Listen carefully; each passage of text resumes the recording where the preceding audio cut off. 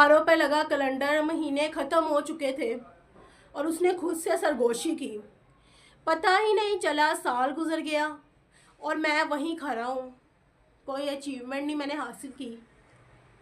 वक्त कभी रुकता नहीं, पर इंसान अक्सर ठहर जाता है।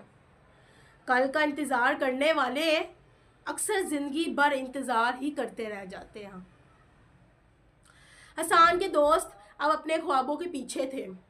किसी ने अपना स्टार्टअप बना लिया था, किसी ने फ्रीलांसिंग शुरू कर दी, किसी ने बाहर के मुल्क में एडमिशन ले लिया और वो अभी भी मैं कल से शुरू करूँगा इस लाइन पे जो है ना, अपनी ये लाइन यानी कि इस थाउट इस सोच में वो अभी भी स्टिल कैद था कि मैं कल से शुरू करूँगा। एक दिन उसके उस्ताद ने क्लास में कहा, जो शख्स वक्त की कदर नहीं करता वो किस्मत की शिकायत भी खो देता है। ये जुमला दिल में पेवस्त हो गया।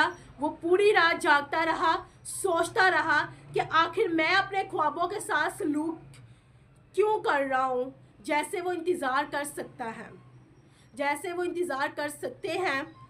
वक्त